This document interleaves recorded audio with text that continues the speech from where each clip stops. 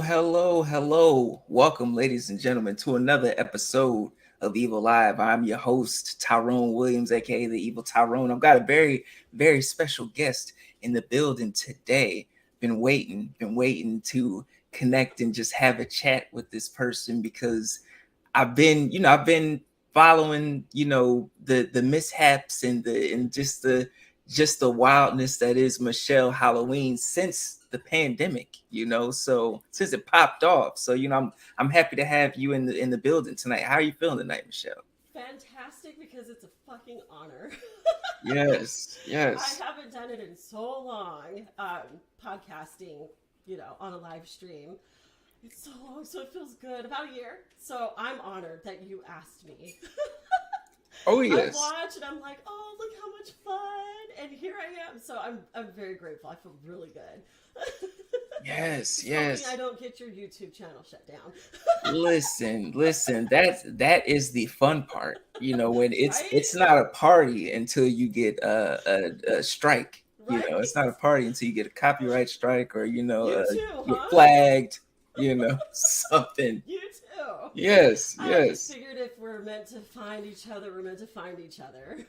yes. That's how I feel. But yeah, I'm feeling really, really good tonight. I'm in a surprisingly uplifted mood because I've been looking forward to talking with you all week long. Oh yes. Me too. As soon as you said yes, I was like, oh, this is. I know it's going to be a good one. I know it's going to be a good one. I've got the Jack on deck. A Same. little sip. For That the trip. Oh, that there we tells me go. that Tyrone did his research to do what I like to drink. Whiskey, girl, always. Yes. We got goth cakes in the building. Thanks Yes, for stopping yes. by. Hey, Yes. sis. Jaleesa in the building. Yay. Thank you for Oh, stopping by. I wish I would Thank have you for named my one of my kids Jaleesa. Yes. That It's an was the awesome name. name. It is. It's beautiful. Yes. She was actually named after the character on a different world, That's where it's like, okay, I had it written down. Thank you for putting it there. My brain works slowly. Yes. I was just thinking about a different world the other day too. How funny you brought that up. See, all these synchronicities keep happening, and I keep going back in my past to stuff that I was like, oh yeah, remember this show and remember that quote. Yes. Oh, she's been watching it back, so we've been diving in. I've been, watching it from the side. It's That's a it's good it's memory idea. lane. Yeah, yeah. Like if I could watch Breaking Bad once a year, why can't I watch like seasons of In Living Color all over again? Or I was thinking about Martin too the other day, even though why I don't know why I couldn't tell you, but I'm like What? we should revisit the show Ducktales. Somebody brought up Ducktales the other day, Yes. so I'm into it. That's a good idea. Write that down. We're gonna start watching our old shows from the '90s. There's something to Yes. watch. Exactly. Like it's not like there's anything on TV, That's There's not true. bunch of Is it? I mean, sometimes it feels like there's so much to watch that I'm like overwhelmed that I'm just like, I don't want to watch nothing. Even though there's like a Same. million things, I'm like, I don't want to watch nothing. There's choices, and that's like with horror too. And I'm like, you know what I've been hoping you were going to bring up? Here's me taking over someone else's show again. No, I love it. I love it. Put just a tip or like a pin in it. Can we talk about why we don't need a Terrifier 3, even though I'm a huge Terrifier horror? Okay. Well, listen. I would love to hear. I would love to hear why. Let's get into it. Let's get Why? into it. Why do we not? Why is there? Okay, I was excited for Terrifier 2 because it's an exciting. I mean, I have Art the Clown tattooed on me. I wanted to adopt David Howard Thornton and come live with me, and I was going to hook him up with someone. I am obsessed with Art the Clown because, fuck, you know. Yeah. But so when they did Terrifier 2, I thought this is fantastic because I love indie horror. I love indie Yes. art, independent music, which has been my focus a lot for the beginning of this year. Um, but so I'm hearing all this and I'm going, Terrifier 2 was fun. Don't get me Yes. wrong, and I love that, my bike tattoo mishap ended up becoming part of the movie. Yes. And then I love the film, but like, what else? I mean, I'm gonna go see it, but Yeah. that's not the point. Do we need to repeat these I'm always about like breaking generational cycles. Yeah. Do we need to keep perpetuating this, Damien? Don't Yeah. hate me, please, for saying that. I'm like, do we need to keep doing this? Like, this is what they're doing to all of our films, Yeah. you know, and like the Lost Boys. That's why. I get that we need more representation, but can we have made it a different story? I don't know. I just have an issue. Like, why? I'm not up in arms about Terrifier 3. I said it out loud in public. Yeah, I feel like I really enjoyed the first one. I enjoyed the second one, but I felt like it was too damn long. I felt It was like so long. if they're going to make, I wouldn't mind having like 70-minute Terrifier movies and coming out like, maybe if you wanted to make it like an annual thing, then make it a concise story. But I don't know, it was this, I don't know, I had issues with Terrifier 2 story, but it is, but It people were was a like, it's lot. Terrifier, so Yeah, I mean, what do we really watch the film for? To me, it was better without, it could be ad-libbed in the way that, like, What We Do in the Shadows was filmed, yes. and I would get a better reaction. I'm just worried that they're gonna get, it's got too successful in a sense to where, that's where, I mean, Damien promised he will never compromise to a studio, but it happens, and what are they going to do when they take hold of this? And then, I don't know. It's just, it makes me sad. I will watch, but I won't support or talk about. That's what I've been doing. Is I'm not going to talk about horror movies a lot anymore because I want to leave it to, especially the people of color podcasters. Yeah. I really want to leave it to them, like Votries and Black Girl That's Scary. I love their shows, right? So that's where I want to keep enjoying it without me having to infringe or poke in on it. But my 2 cents as a horror, just, I don't think we need it because I want to keep the independent art sacred. Yes. That's just me.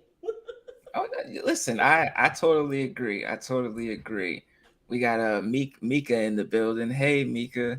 She says, yes, the second Terrifier could have been cut by 20 minutes. They want to lose the charm of the films. I mean, you don't want to lose the charm that makes the film great. I concur.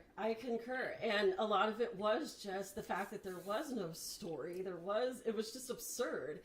And, or what if they like just throw it out there? I love anthologies, and I think those would make more sense if you want to do a sequel and make it All Hallows Eve again in some sort of way. But with David Howard Thornton as Art, because I don't think anyone could do what he does. And I really hope that he stays like a celebrity for the fans in the sense that like kind of like how Tom Savini is, and just makes himself out. He puts himself out there for the fans a lot because the horror. I'm just going deep. Shit. The Listen. horror. The horror industry, in my perspective, is losing a lot of its original luster because of the over consumerism and opportunist and the success of a marketable. I don't want to call it holiday, but a lifestyle because it's important to me.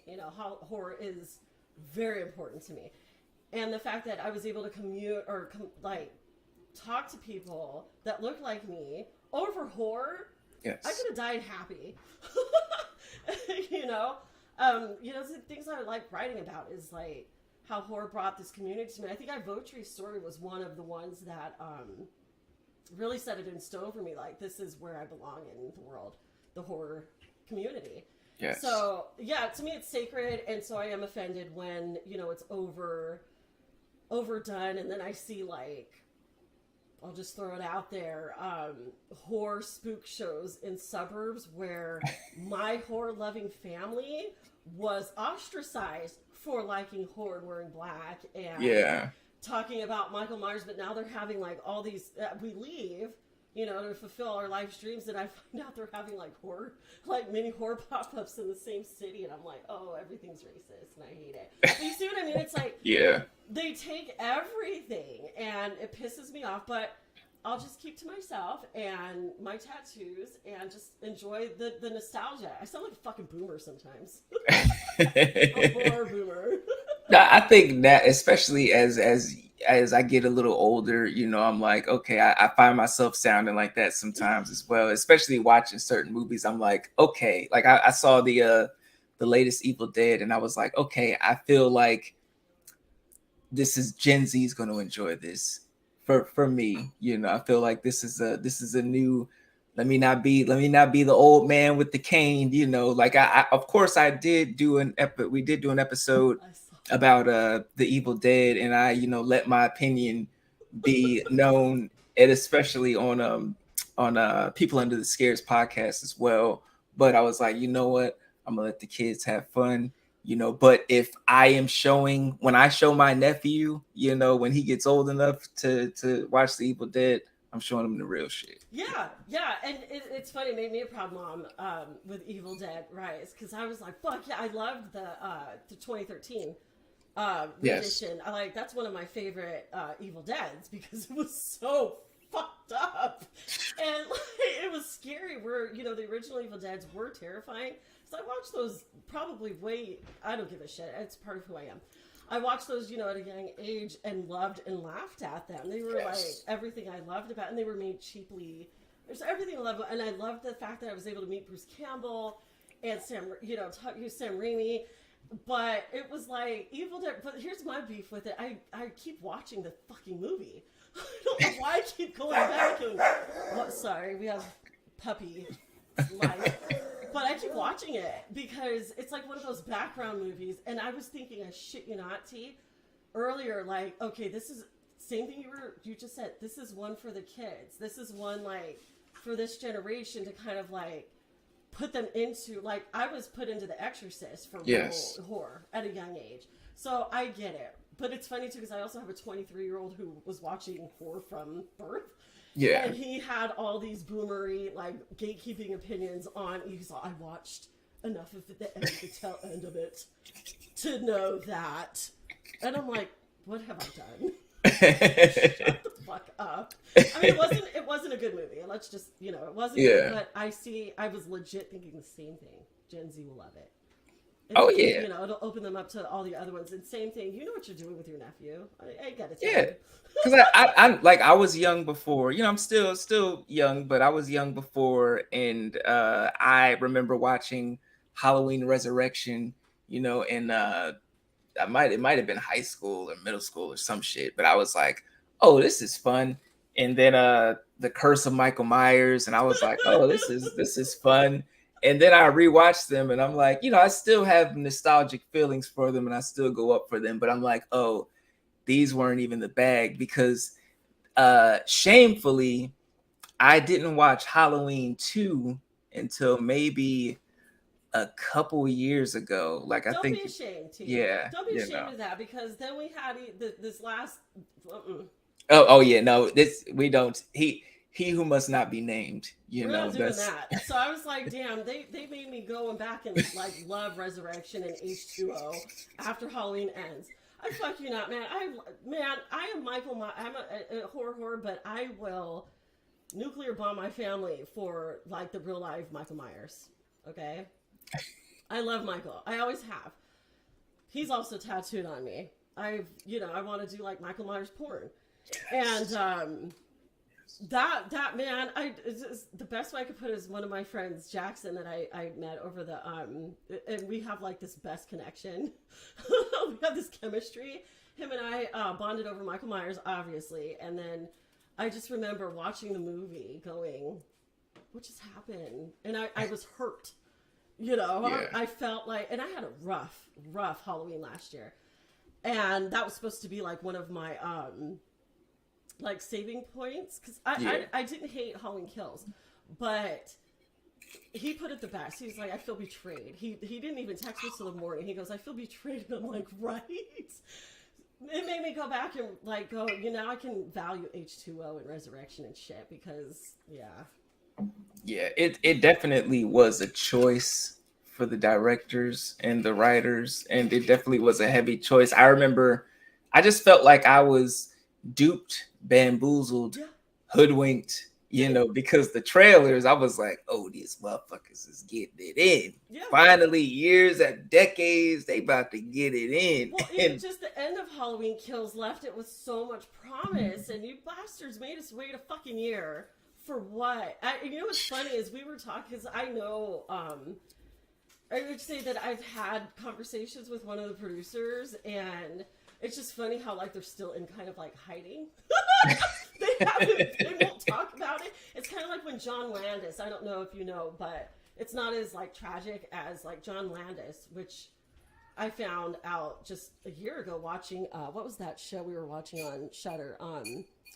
The most like the cursed film, 100 cursed films of, or the most cursed films in horror history. John, like what a dickhead! John Landis took no responsibility for the deaths that occurred on the set of the Twilight movie. Yeah. So to me, it was I don't give a shit because I love Michael Myers so much. It was the same kind of motherfucking tragedy. You guys fucking killed off my dude. I wasn't mad at how they killed off, but why'd you put me through all that shit for 2.5 hours before that? And Rory still should have died. Yeah, I mean, I think I'm in the minority where I love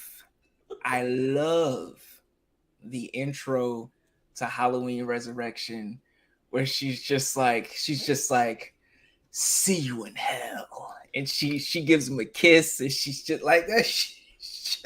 We're a minority in that. I thought that was cool too. Shit, when that was the same thing that made the movie worth going to see in the theater. You know? Yeah. That's a minority. Well, figures. And the guy who was the patient in the facility, you know, where he's just reading off his stats and everything, and you know, Michael Myers, you know, blah blah blah, and he's back, down, you know. Still better than Ends.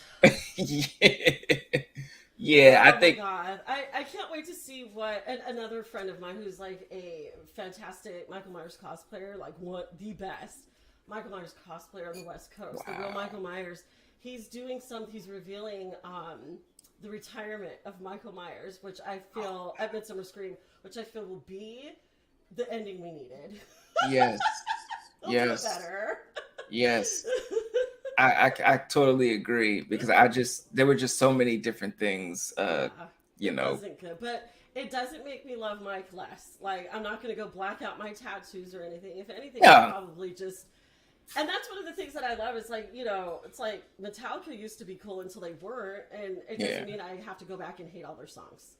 Oh, no. There's some, you know, there's certain artists that I grew up with and I loved, and then they evolve, and they get happy, they get, you know, comfortable, they go to therapy, and I'm like, you know what, this wasn't as wild and as crazy as it used to be. And it'll be funny though, because like I have a younger brother he's 9 years younger than me or whatever, and like I'll watch something and I'll be like, this was fucking awesome, and sometimes he'll be like, this was fucking awesome too. But like shit like Halloween Ends or Evil Dead Rise, like he'll be like, oh yeah, this was the shit, and I'm like, okay, like I get it. That's why I'm like, there's an audience for it. There's an audience for it. And that's how I feel about Scream. You know, like with this is shit like the Scream franchise. I've been open about that too. About how like I've never been a fan of Scream.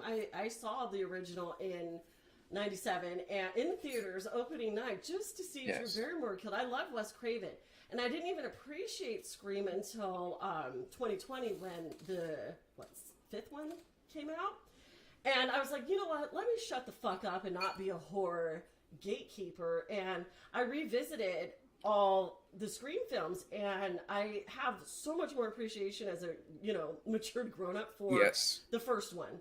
I get why that was so iconic now. It just took me like 20 years. So what? You know, I learn slow sometimes. But I'm not drinking your shot of, I can't do that unless you put, I have a liver to care for tomorrow. You know, if you're doing a shot, I gotta load up again. Do you see how big this is T, this Oh, was that's a double. Is That's that the a one double or he had triple? before and the one you're about to have no, now. no, no. T, this was a Not Scary Farm 40th anniversary shot glass that I got 10 years. See how old I am? One of my things is trying to be at Not Scary Farm 50th anniversary, which is this fall. Yet Yes. here I am with a shot glass from 10 years ago. I will drink Yes. half of this, okay? Not Scary Farm. Shit, I haven't been to Not Scary Farm in years. Oh, Years. Oh my god. Are you able to come this fall at all? I've got to see. I've got to see because Not Scary Farm. It sounds amazing. I need you to understand that is the best haunt ever. Don't let people tell you it's Universal in California or Hollywood. Wow. Don't let them tell you that Not Scary Farm is the shit because you get original horror. I'll just take my half shot here. I'll just sip it. Oh, that's bean. Ooh, I don't know if I can hang. People, I'm always watching horror, everything. So, like, Yes. oh, it's really cool. Like, I've been to Universal Studios Hollywood. I haven't been to Orlando yet. Yes. I don't want to go to Florida at all. At this point in my life. But so we went to Hollywood. I've been to Hollywood a few times, and again, as a what do you call it? A Halloween critic,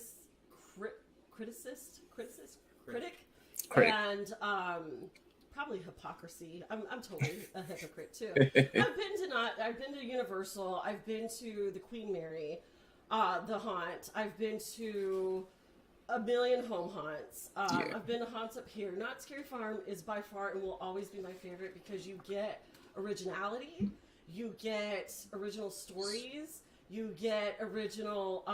I went to one of their. It was such a gift. I was so grateful for this experience. In 2019, before I moved to the pandemic and before moving to the Pacific Northwest, I was able to get into the.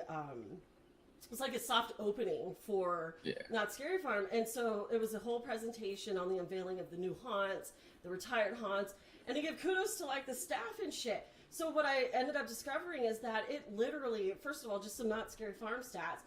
Knott's Berry Farm is an amusement park in Southern California, but Not Scary Farm, their annual haunt that's going on 50 fucking years this fall, Yes, makes up 45 to 50% now of the theme park's annual revenue in just one fucking season. Wow. And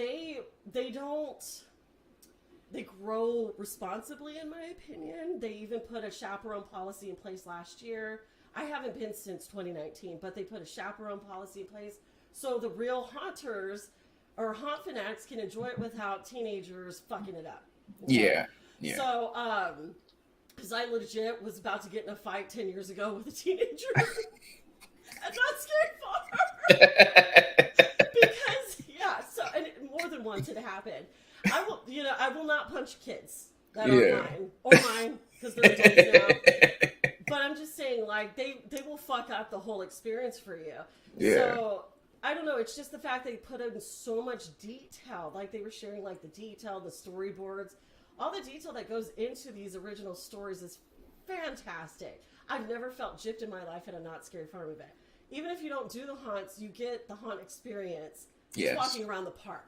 But like Universal, where they actually like replicate horror scenes and horror, they did American Werewolf in London maze one time in 2014, I believe, at Universal Halloween Horror Nights in Hollywood. I loved that, but I also had to wait 4 hours in fucking line for that maze. Wow.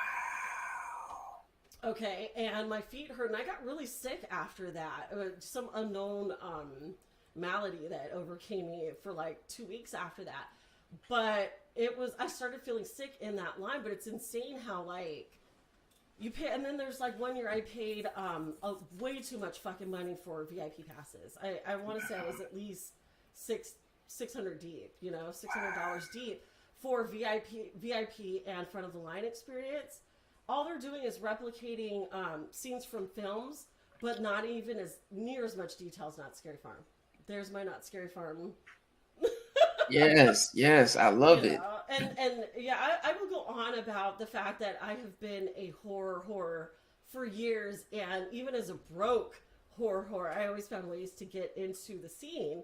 And to me, when you're going to put out a lot of money for something that you love, please make it worth it, because then I will blow it up. I will bring even more significance to it. So Knott's is fucking epic. I'm hoping for even myself to get down there for this 50th anniversary opening night, and then I'll be happy. Yes. See, I love to hear that, because I recently went to Universal for my fiance's birthday, and I was like, damn, I got to get out here. For everybody talks about, Halloween horror nights and things like that, but it's, of course, it's Florida, and I my nephew's out there now, so I'm Oh, visiting, okay. I'm like, all right, I'll come out for him and for family and stuff like that. But just walking down certain areas and seeing like, Trump memorabilia and all this shit. And I'm just like, oh man, this is we're It in the thick of it right now. it fucks up the experience, because then you're like not able to enjoy the actual like pretend horror. You have to watch the real life horror, and that fucking pisses me off, because as a person of color, and a lot of people don't understand. I consider myself a black woman. I'm biracial, but I am a black woman, and I've always said that. But I don't get taken seriously in a lot of communities, especially white. um, but so like even if I walk into where I live is kind of rural, and Mm-hmm. I love it, because I'm like living out my forest witch dreams like every day of the. Yeah. Can you stop? um Living out these dreams, but like having to watch my back. Yeah. Because I like today I actually washed my hair, so I was like, shit, I'm not gonna let my hair loose. But walking around with an afro, I'm already weird and half naked most of the time. Having to wash my back is a pain in the ass. I don't want to feel that way in my fucking community, like the horror Yeah. community or Halloween community. So I hate that you have to go through that just to go, enjoy. You have to go through, if you go to Disneyland, I don't know, are they protesting in front of fucking Universal too? Like, Oh, it was. protesting? It's been a while, because I remember as a kid, like growing up in Sacramento, sometimes we would go to like family trips. We would go to Anaheim for go to Disneyland and stuff like that. I remember pulling up and people were protesting Disneyland, and I was just like, well, as a kid, I was the guy was just like, what's going on, like what's going on at Disneyland, so it's At Disneyland, it's funny because I get pissed at Disney. So, like, I'm fucking pissed that they're like, how are you gonna pick up an Alien franchise? I'm like, what fucking Matrix am I in? Get me out of here. This is bullshit. Like, leave our horror alone. Fetty Alvarez, you should be ashamed of yourself, because you're becoming a fucking. You may as well go jump in a motherfucking sub, like, and go visit the Titanic. Do not sell your soul for fucking riches. It's not gonna last you all. Okay, yeah. trust me, it is not going to last you. This monetary like gain from like Disney be fucking up. I appreciate their stance against like conservative Republicans and everything, but they're still fucking up with people of color and queer. And I don't think pride parades at Disneyland should be held at nighttime. They should be held in the daytime. Yeah. So anyways, I have a lot to say about Disney, but Disney was the place in Southern California where I found like where I was able to go like relax and get doses of magic, because literally to me Southern California was a desert wasteland. I was Yeah. always stressed, and that was my magical place until it wasn't. But I get you. I have so many Disney stories, good and bad, but I'm like, no, you did not just pick up an Alien franchise. Like, are you fucking kidding me?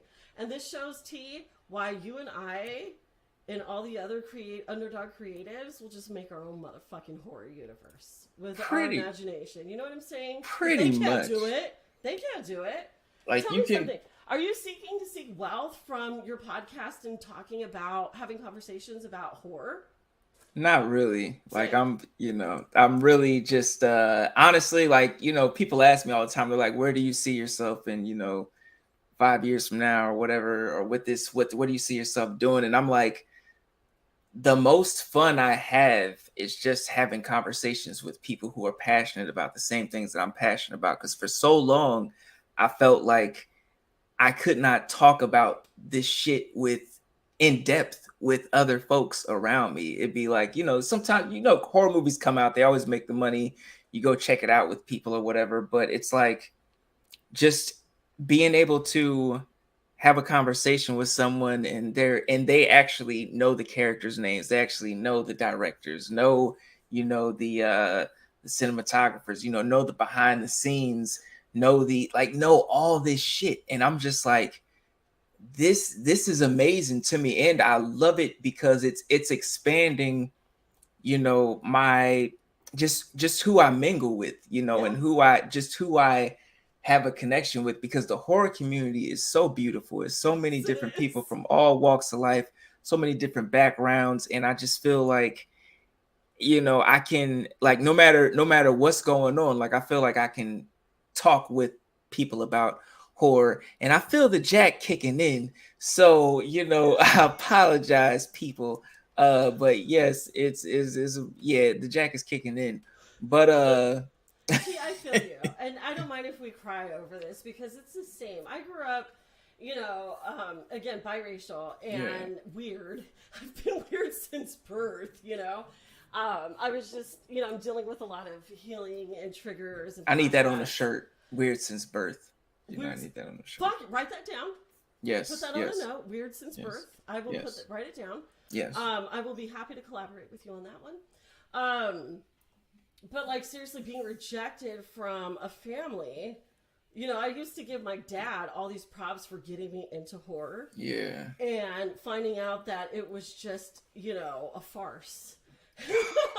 But here's the thing is that he created a monster that he never thought. It's kind of like, I'm a parent. I have 4 vagina turds, and they're all, that's what I call them. 'Cause I won't fucking front about how difficult and shitty motherhood can be. So they are labeled as vagina turds. I was just out meeting a friend yesterday, and she's like, "You call your kids vagina turds?" I'm like, "What are they?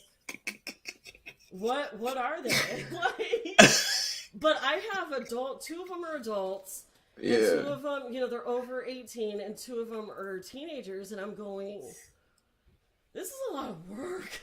Like, I feel like I'm growing up with my kids. So, and we Yeah. kind of have that understanding. So there's a lot of inner turmoil. But one thing that my kids and I have shared is horror. But growing up, it was my dad. Like, for example, I used to like pump my dad up for this story. Like, Yeah. I was watching horror before he showed me anything. Like my Beetlejuice obsession, probably because of my dad. But I don't think Yes. he realizes like how deep he got me into horror. I think he was Yes. expecting me to take the drink of booze and hate it, so therefore I would never drink. Yeah. Type of Yeah. thing. But he legit loves horror. He won't tell people he loves horror movies. But he got me into it, even though I was watching movies like I Yes. wasn't supposed to be watching horror, okay? But I would watch it, and I talked all this shit, like I've watched Nightmare on Elm Street, I've watched fucking Friday. I'm not scared of nothing. I'm not scared. The first horror movie I ever saw was The Gate. That should terrify a child. It did not Yes. terrify. It did not. It didn't terrify me. I kept watching it. So like, he thinks I'm fucking. I'm sure by now he thinks I'm insane. We don't talk. I'm estranged now. I'm proudly estranged. I'm an orphan. But I don't think he realizes the influence I've tried telling him, like, he battled me. Like, oh, you think you know horror? You think you know horror? I'm 11 years old. We're arguing at a birthday party. I'm 11. He goes, you think you know horror? I'm going to take you out to this party, and I'll show you horror. And he rented The Exorcist from the mom and pop video shop. Yes. I didn't sleep for 2 weeks. I slept on the side of my parents' bed, and I was more afraid of my parents than I thought I was at the time, but they were the only comfort I had because I was worried Reagan was going to come get me. Yes. And then as I evolved and grew up, that movie still bothers me, but not for the religious perspectives, but I've realized the sound tech, Yes. I've realized all the background shit, the horror behind the films, kind of like The Shining, where I Yes. found out that the characters were actually broken. I'm not trying to exploit the pain of like Shelley Duvall, but Stanley Kubrick broke that woman Yeah. in that film, and I'm going, So in a psychological sense, because I have studied psychology for so many years, a lot of my life, it's fascinating and it's part of the study. And again, I'm not trying to exploit or disservice anyone's struggle, like psychological PTSD struggle. That woman did not deserve the mental break that she was given. And just so you know, she has been casted in a new film. And I will give you details later because Jack's kicking in. But Yes. Shirley Duvall suffered for decades because of the treatment that she received on the set of The Shining, a film that we all fucking love. So to me, it's a sacrifice. And to me, she's a goddess for that. Yes. Even though she doesn't know it herself. So to me, it's like I embody that, even though with my trauma, I don't speak to my parents now, and the abuse that they put on me, at least I had horror. Yes. You know, the one thing, I tried to bond with my dad, even in adult years, over horror, and he was like, no. You know, so it was like, shit, you know, you're the only black family I have, and you want to deny the fact that we bonded over horror, and he like, denied it. You know, like, so I'm like literally like elevating my dad for these stories, and he's like, I don't have anything to do with this. You know?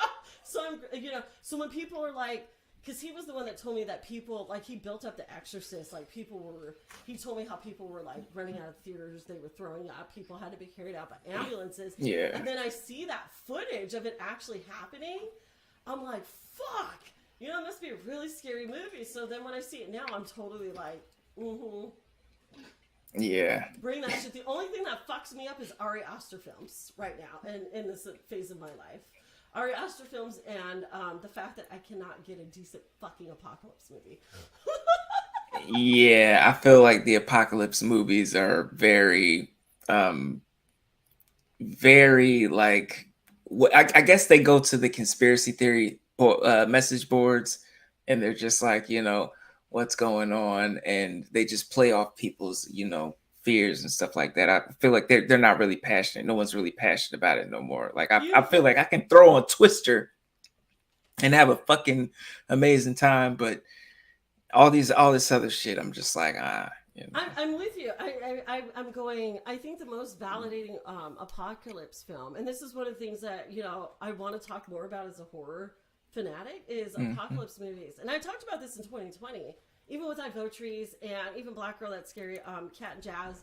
I've talked to so many people about, like, we need new things to be afraid of. Yes. Because clearly a whole ass motherfucking pandemic didn't do shit. So even though we've watched films on zombie apocalypses based on viruses like COVID, right? Yes. So we need new things to be afraid of. And I go, this is what I'm hoping to see the outcome of the pandemic. Yes. I haven't seen shit. The only thing that I could say has even come close is Don't Look Up. And I have literally, funny. I will, Netflix, you owe me at least a fucking credit that I literally watched Don't Look Up. That is the most validating apocalypse film, aside from Knowing and this Australian film called These Final Hours, that actually gives a decent apocalypse ending. Yes. So yes. I'm not going to I'll tell you in the sly what my idea is, but like, give me something apocalyptic, because I have a lot of like dreams and not necessarily fears of the apocalypse, but I have a lot of different perspectives of how humanity deserves its end. I just published a blog, and I'll put it out. I was going to advertise it after the show, about how, like, the ocean's fighting back. Here we are in the midst of Summerween and summer. Yes. And usually it's like Jaws is the film that people go to for summer horror, or something about a lake or whatever, when we're actually seeing real life horror play out. This is something to be excited about as a horror fan.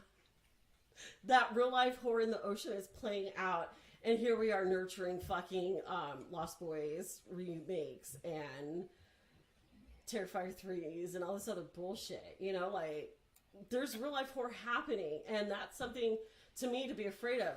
But I did end up watching psychological horror is another thing besides apocalypse stuff, which is terrifying and a subsidy of horror, I guess. Yes. But psychological horror, and, you know, Ari Aster films. I just watched Beau is Afraid.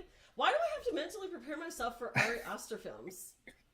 Yeah, I've heard so many things about Bo is Afraid. I've still got to check that shit out. No, I've heard let me so tell much. you, T. I cannot wait for you to see it because it's funny because it's listed as a comedy horror or horror comedy. I found nothing funny about this movie. The No. shit to like you're like oh like nervous chuckle. Maybe that's what he meant. But that movie was like a legit fucking nightmare put on screen. And you've seen Ari Aster, you've seen Hereditary, Midsommar. Yeah. Yeah. There's something, nothing. I don't think anything's wrong with him. I actually think we'd be really good friends. But psychological horror, he knows how to get into, and that's one of the things I was talking about in 2020. Give me something new to be afraid of. Don't remake The Exorcist. Who's remaking The Exorcist? T. Yeah. Yeah. Fuck. I'm gonna see it. I'm gonna see it, and I Same. felt like I think over the past year and some change because I was watching what was it Horror Noir, the documentary Ooh, on Shutter, it's such a wonderful and film. they were talking about Abby, and I'm like, what the fuck? And then I mentioned it to my fiance, and she's like, yeah, Abby, blah blah blah, and I'm like, oh shit. So I go and find it on eBay, like a DVD bootleg DVD copy on fucking eBay, and I watch it, and I'm like, holy fucking shit. Why is it this the first fucking time or this era that I'm hearing about this shit?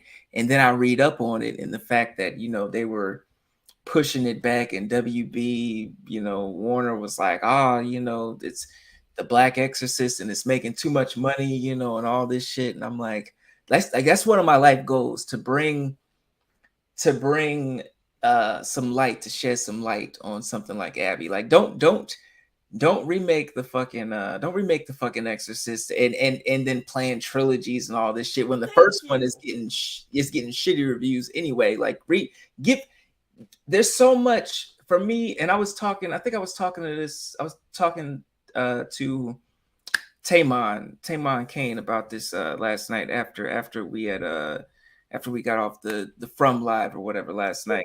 We were talking about like there's so many like horribly executed horror movies out there, especially back then. Right. If you're gonna remake anything, remake those motherfuckers, Right. because there's so many kooky ideas now that you have the money and the creativity and people passionate behind it, like and we can do wonderful things with shoestring budgets now. We Like really go to those. can. And honestly, one of the most exciting things I found about fall was that they're putting Coraline back in theaters Yes. for the fall, and I'm going how fucking. And 'cause I'm really close to Leica Studios, so I'm going. Okay, I love. I've always loved claymation. So I'm with you. Put the money, and I had this conversation when I was doing work with Creepy Kingdom, and I have no qualms with calling out their bullshit. But one of the founding members of Creepy Kingdom and I had this conversation. Like, what happens is these big studios, excuse me, alcohol. Oh yeah, it I ate happens. something with garlic. Um, they have the end to like answering these questions, and what happens is these big budget like Warner Brothers, who's just fucking up everything. Yeah. Like they had a whole platform, they keep fucking up. Is they take these contracts that they have ownership to, like Zombies films or Yes. Abby or I was even watching. I rewatched Dolls. I love watching Oh my 70s horror god, films. I love So dogs. yeah, they take all this and they go, okay, how can we? They do it. It's an easy cash gap. Cash grab. I published a blog about Code Oranges about how last year when I have no interest in big box stores. If I happen upon an item and I have the money for it, I will get it. But I won't exploit that because I'm not that kind of Halloween influencer. Yeah. But in a similar sense, is that they will take a film and then they from 30 years ago, 40 years ago, and go, oh, we still have the rights to this film. Well, instead of giving it to someone else, to like an independent like director, selling it to an independent director for very cheap, and letting that director do something, they go, oh, well, the Halloween community and horror community, they spend a lot of money on a lot of bullshit. So let's exploit that, and Yes. we'll make a Lost Boys remake. Yes. So I'm Yes. sorry I keep coming back to the Lost Boys remake, but that movie meant a lot to me. I have a whole Kiefer Sutherland story. But not defending white people because that film is nothing but white folk. But I did name my first child after the two Corys because that's all I knew growing up was Yeah. white actors and whatnot. So Lost Boys is a very special thing to me. So it's like, come on, put that money. That's where the problem is. And I've talked to so many directors who have actually been in a lot of things. You have to actually consider the writer's strike. Yes. They're just trying to get cash grabs, Tyrone. They're trying to get cash grabs. These studios are trying to hustle their millions and billions and their influence and power. That's all it is. And it's bullshit. And I think independent artists like us, or, I don't think I'm that creative to like direct a film, or I think I'm too mentally ill for certain things. Instead of going, hey, you know what, let me sell you this film from the 80s or 70s just to get rid of it. You do what you want with it. They're worried about us making it fucking epic and getting the money for it. That's what happened with Terrifier, and that's why I hate that they're making a third. Yeah. They said they're getting the money, and I'm like, oh shit, we're money gonna will get fuck people up. And I say that from a place of where I came from, a legit place of poverty yeah. to a place of privilege overnight, 18 years ago. And I can understand, but it gets old when you're actually a person who an artist. It gets old as a person because you lose your creativity. You feel like you're becoming stupid. You're becoming unintelligent. All the things that you learn. Yeah. So I get it. I come from a place of artistry and underdogs, and so that's why I will never have a popular opinion. And I'm okay with that. Because horror means that much to me. It was everything that saved me when I was a kid. It was everything that saved. I watch horror. One of the things Votrice and I, horror movies and beyond, bonded over was the fact that we watch horror to cure our anxiety, of real life anxiety. Yes. You know what I mean? Yes. Like, except for when that real life horror gets too fucking real, like Hereditary and Midsommar, Ari Aster films. Yeah. Yeah. I don't like him getting into my brain so much, but like we bond over we're psychopaths because we fall asleep to horror. Imagine what our reality is like. Yes, and I tell people all the time, like I can listen to a horror narrative podcast, like the No Sleep podcast and Oh, I stuff love like that that. podcast. Yeah. Oh my god, oh my god! Like some of the stories and just the production value, and I like it's easy for me to just pop in my wireless earbuds or whatever and just go to sleep. And like sometimes I had to learn to turn the volume down because my fiance, she'd be like she would wake up and I'm knocked out. I'm like snoring, knocked out, and you just hear screaming coming out. My husband said, he's like, why did I wake up at 3 a.m.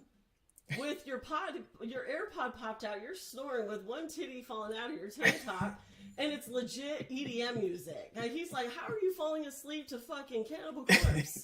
And I'm like, fuck, I don't know, this shit relaxes me. Yeah. Like, how do you fall asleep at the club? I'm like, have you been to the club with me? I get sleepy. Yeah. But it's weird, and I just take it like I've been called, like I remember when The Walking Dead was first a thing, and I remember going, I've never seen anything like this before. And I was vulnerable with the creature I formerly call my sister, and said, dude, is that my like, do you remember this story, babe? Is that why you're putting your head down? Let me tell you what she said. I was like, Stephanie, I don't care. I'm mad at her. Been mad at her. I'm vulnerable as fuck. I couldn't sleep last night because they killed off Dale. This is how early, and I was obsessed with Walking Dead until it just got to be too much. And I was like, you cannot desensitize this soul any more than it already is. Yes. But I was really affected by Dell's death for some reason, and I couldn't believe they killed him off, right? Yeah. I've never seen anything like that before. And I'm conveying how I couldn't sleep and like how excited I am. And my sister goes, well, that's because you're opening doors and letting demons into your life. You need to seek Jesus. Well, So here's me going, okay, so I need more of this. More Dale deaths and yeah. all these other things. And I practice. I remember when my daughter, like, totally. My daughter is a fucking snitch. She was born a. I was like, bitch, I have spoiled you since. I have overdrafted my account for years for my daughter. Up until she was like 8. Okay? Punk ass. Fucking snitches on me and goes, oh, Nani, to my sister, mom's practicing witchcraft. And I'm going, oh my god, I'm in trouble. And my sister goes, she better, and she's my younger sister by 6 years, right? Yeah. She better not be. And I'm like, but I'm not the one talking about, covering my children in the blood of Jesus. Yeah, that. Yeah, So Yeah. I'm like, so I asked my daughter now who's 14, and she's an asshole, and she's a teenager, and to me it's amusing, like, her attitude, because I've been there. And I know exactly what she's in it. My daughter executes her white privilege, and I'm laughing at it. I'm like, you have no idea what it's like to get your ass beat or to be broke, but you go ahead, sister. You go ahead. And she's like, she's telling me, like, her experiences, and I'm like, oh, okay, I go with it. But it reminds me a lot of my sister who, like, my dad gave me $50 when I was poor to go watch The Exorcist with my sister. He used this movie to, like, scare us into some kind of, like, Christian obedience. And my sister fell for it, and I didn't. And so this is why I'm so anti-religious, because it was used against me a lot. Gotcha. I don't know where I was going with that. Sorry. Oh no, it all came together. It all came together. Yeah, we got Mika. She said one of my favorite films I love to go to sleep to is Demons. And they call us psychopaths for that, Mika, right? Like, there's memes aplenty for, infinity and beyond about how, like, people who fall asleep to horror movies are psychopaths. I go, has anyone considered our reality? Exactly. Why do we watch horror to feel better? And that's where Votress kind of put it together for me. With her real life horror versus the films that, she bonded with her family over. Yeah. And I'm going, that's something, and that's why I feel like the horror genre should be valued, because it's cheaper, it's more fulfilling. Yes. It's it's a poor people's remedy. You know what I mean? It's a medicine for melancholy. Yes. That makes sense. It does. It definitely does. Like I feel the same way even about horror video games. Like I'll sit there and play, and sometimes I'll be so overwhelmed, because especially now, like I'll put the headphones on and I'll be hearing, the crunching of the grass and all this shit, and just the sound is so pumping, and ASMR, the graphics are so fucking and I feel like it helps me confront my fears, more because it's like a practice. It's like, okay, well, I can put this game down and be like, fuck this forever, or I can try again and see what's happening, what's the worst that can happen. And that's how you gotta approach life, be like, all right, I gotta keep going out there, because bullshit is gonna happen. There's gonna be horrors and atrocities in the world, but you just got to keep on going. You got to keep on. You got to keep on getting out there. You have to find the joy in life. Yes, that's one of the things. Because I've spent so much time being. I'm 43. If anyone doesn't know, I'm 43 years old, and people go, "Oh shit, you project yourself as like this teenager or child." And because I didn't get the chance to do that in those years, I was confronting, abusive parents in motherhood, and I had 4 kids to be responsible for in my 20s. And now that I have, they're sustainable and they're teenagers, I feel like we're growing together. I thought it was really cute, and I didn't tell her this, but that my daughter last night was like, Mom, I feel like you like these videos of Grimace from McDonald's, and no shit, I've been obsessed since. Oh my god! I was like, oh my god! But I can't tell her anything about the Grimace milkshake, the birthday milkshake. Yeah. I can't tell her how, like, she was right because she's a 14-year-old. I put myself as a 14-year-old. I wouldn't give my mom that credit. My mom never gave it. It wasn't my mom, it was my dad. But you know what I mean? It's like, we face so much horror as people of color, as I'm a black woman married to. I have white kids. My kids are, white. They love claiming their quarter black side, which is hilarious.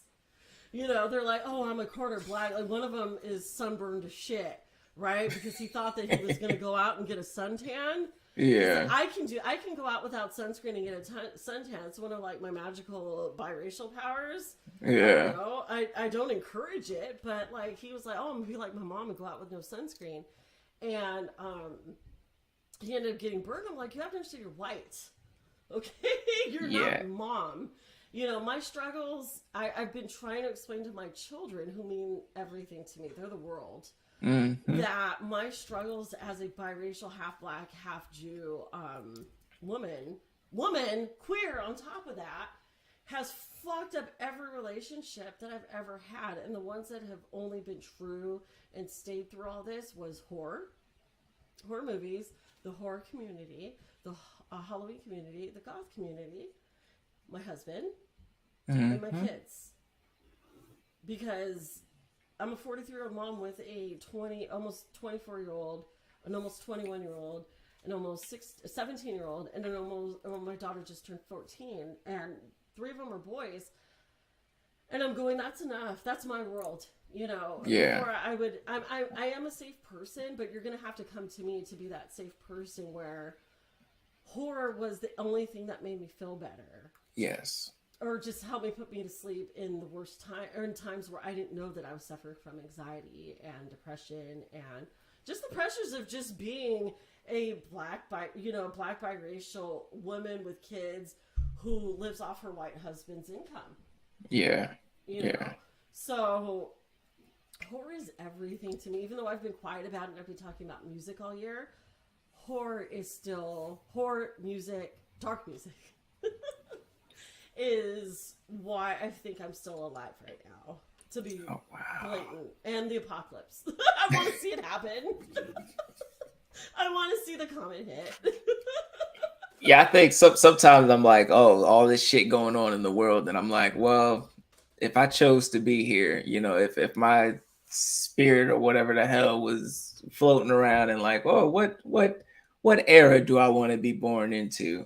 And I'm like, if I chose to be here, because sometimes I would think I would love to see Pompeii, like, just Right? visit, like, to see what the fuck was going on, an hour before, just to see and just to be like, okay, well, if I'm thinking that way, then I probably chose to be in this foolishness. I love that you acknowledge and accept that. Like, people don't understand that we actually chose this existence for a reason. And they're like, no, I would never have chosen this if I had a conscience. I'm like, no, you don't understand. You have to live a little bit longer, and just keep kind of like nurturing your interests in things that Yes. make you feel okay, and then you'll see what I'm talking about. You get it. We chose this existence in this time period for a fucking reason, and also we are the voice. We are the amplifiers. We are Yes. the bass in the back of the cheap car for the ancestors who couldn't speak or Yes. say the things that we're able to say. And I'm not giving American freedom any fucking clout or power. Yeah. But this comes from a spiritual place that has nothing to do with our existence. It comes from, that's why I'm loud, That's why I'm like, I feel like I was put here to amplify the darker side of life. Yes. The darker side of humanity and make it beautiful, because we have to suffer. Not suffer. I don't think suffering is part of the human existence. Like, it's not necessary. It just sucks that we have to endure it because our minds were too evolved too fast. Yes. Capitalism was a mistake. That's the thing that should have been aborted. Like capitalism, colonization. I will go back. Yeah. And convince, or not convince, but just tell people from my psychotic stance that this voice that I have, this body that I have, this energy and vibrancy that people are attracted to that I don't even understand myself, isn't mine. This comes from generations, and these are ancestors speaking through me. Read my blogs that I Yes. just posted today. Yes. I Yes. will Yes. explain soberly what I'm feeling. And if it doesn't mean like T, like seriously, like, what movie would you watch for summer horror at this point? Are you telling me, like, the submarine shit is not more appealing than Jaws right now? Yeah, it's not, you know. It's so crazy. It's It's funny to me. yeah. I'm sorry. But that, I guess that's like, I think I went with like a meme a day, 24 hours worth of memes, and I was like, this shit's funny. This is funny to me. But at the same time, I'm going, so who's going to be in the next movie? And I fuck you not. The moment I said that out loud, somebody posted a meme about Tom Hanks and Mark. I said Mark Wahlberg will be Yeah. cast as the hero. Did you see Knock on the Cabin? Knock on the. Did you see that? Knock at the Cabin. Yeah, I saw that. Yeah. Did you read the book? I didn't read the book. No. Or I just saw heard the the book film? was better. Oh, it's so much better. It's more gory and gruesome and goes into more detail about the four horsemen of the apocalypse. Yes. And it is definitely more bloody and more gory and more violent. But Yes. the ending is like, so what happened? The only thing I can say is M. Night Shyamalan. I'm not saying anything. Just read my blogs. Yeah. But you didn't read the book, you saw the film. Yeah, I saw the film. Yeah, I saw Okay. the film. Yeah, What'd you think? Peacock. Yeah, it was good. It was pretty good. You know, it was decent. I think I was, with M Night, I'm always going looking for the twist, and I'm Same. and I'm like I enjoyed, The Sixth Sense when it came out, and I enjoyed, Signs. I feel like now it's kind of hard for me to watch Signs because of Mel Gibson or whatever, Yeah. but I don't know. How long are your podcasts usually? Can we talk about that for a sec? yeah, like, well, listen, sometimes they're an hour, sometimes they're 2 hours, sometimes, Well, it's up to you. it depends. It depends. But we can listen. We can flow. I haven't even gotten to my questions yet. So this is, Oh my but god. but this is the funny thing is, I feel like some of my best interviews are, me not even getting to my fucking questions because we have a flow. So thank you, Michelle Halloween, because you came on with the flow and your energy. I love it. I love it. I'm Yeah. sorry, and I'm also like, yay. Um, okay. Yeah. Okay, so I have a hard time right now. You're talking about the whole Mel Gibson thing, and I'm like, I love Joaquin Phoenix, so I hope he doesn't, like, I don't think he'll ever fuck up because I see him as like a trauma brother. Yeah. Like a type of trauma brother, but and after seeing you've really gotta watch Beau is Afraid. I don't understand how that's a comedy. But he, and it's funny because my husband, he couldn't even get through it. Like, he was like, I can't. Like, Ari Aster has this weight, and then I'm like, oh, he cast Joaquin Phoenix, and my husband's like, oh, hell no. Like, I can't do this. But what's interesting is that I have a hard time too. There was something, I've been covering a lot of like dark music, and goth music because I grew up biracial, and a lot of the music I listen to is rock, heavy metal. That's what I was exposed. I mean, I was exposed to like Tina Turner, Motown, all of it.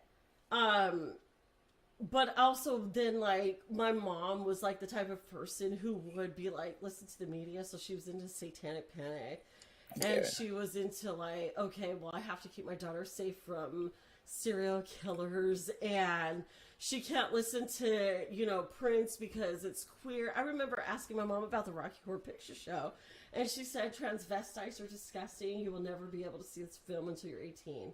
And even then, it was just a whole thing. So even music so I was always appealed to the dark music because it was forbidden, right? Yeah. So recently, I have all these ideas every year of like, I don't know how to put this simply. There's a band that, how do I put this? A lot of people of non-melanin attributes don't understand their privilege when it comes to the fact that they don't have to look at a band, or they don't have to dig into a band from 30 years ago and go, okay, I have to research. If I'm going to go to a show, I have to, especially if it's like from a band from like 40, 30, I think it's like 40, 30, 20, 10 years is what I go by. Yeah. If you are in the 5 years and let's say 2020, for Mm-hmm. example, if you're in the 2020 era and you made a racist or homophobic or transphobic or any type of controversial bullshit in 2020, I don't want to listen to you. We're going to have a problem. And we Yeah. need to have a conversation. Now, if we're talking about like Sue, who, I didn't grow up, but I was very attracted to dark goth music, dark wave, Susie and the Banshees, Bauhaus, all these things that I was told not to listen to because my mom told me not to. Even Prince, because he was gay. Yeah. He projected this gay. He wasn't gay, but he projected this gayness and this femininity that masculine men weren't supposed to do. And so, I wanted to listen to it. Digital Underground. I did a podcast when he Oh, I was so rest in upset because peace. I actually that was one of the first that was the first CD I ever bought Wow.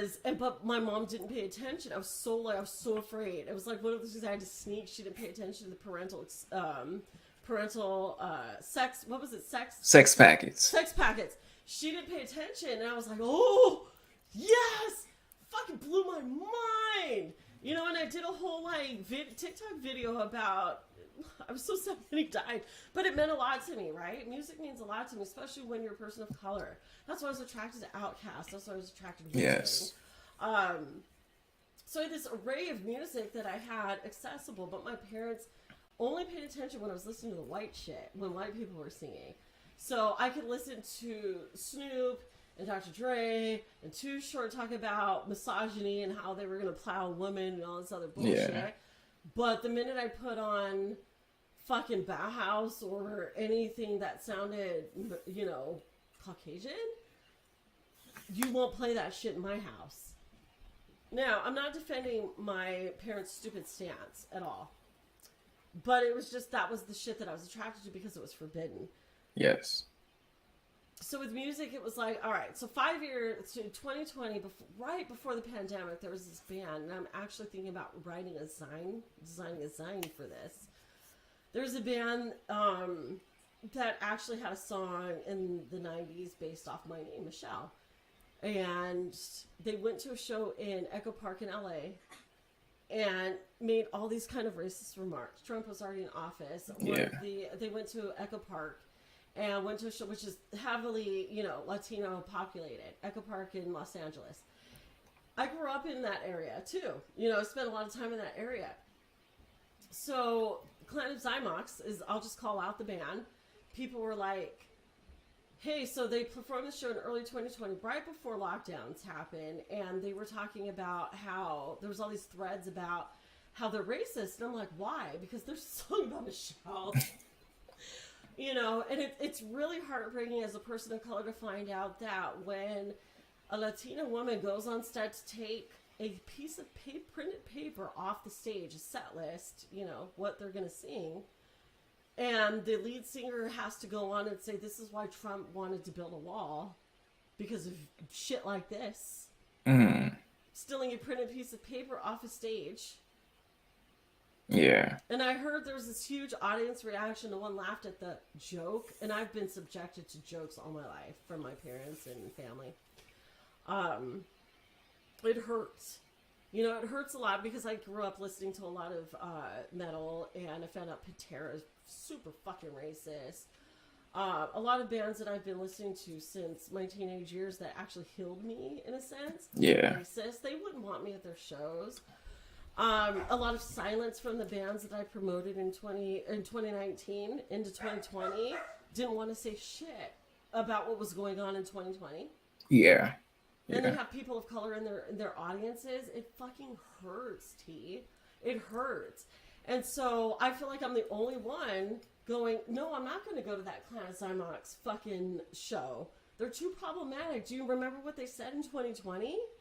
And what sucks is that the only person that said anything publicly was a white person. I'm tired of having to be the one to call out the racism in horror and goth and dark wave music, the dark shit that I'm into.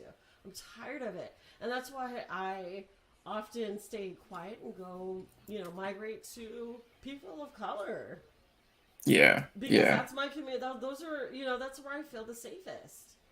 Well, yeah, you definitely like I know me searching the internet and looking for like horror breakdowns and stuff before I started mingling with the community and stuff like that. You see a lot of white content creators and doing what they do, and it was kind of hard to find, like, because the algorithm wasn't showing content creators of color like that, and I found like Ivor Trees and Xena, Real Queen of Horror. Mm-hmm. And you were one of the people I actually found as well. When with your interview with Spooky Melon and Magic, Bianca, and it was just like, oh, it's actual people out there, who appreciate it and who have the same love for it, and whom I know isn't going to who I know isn't I know they're not going to I know I'm not going to be offended by Yeah. their lifestyle. And if they do say something, then it's like, okay, because some things, they can still be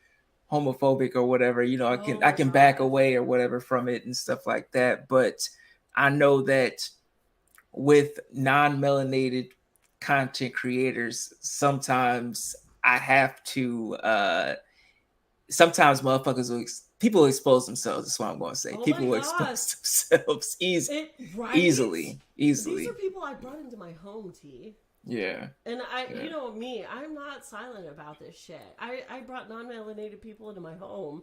And it's because I have this like stupid ass trust of people, because I'm like, oh, if you're, the sad part is that the fact that I was odd and yeah, black, and the way I've been a token, and I kind of embraced my token when I was yes, like young. Like, oh shit, I'm a black woman and embraced by this white community. I'll take it.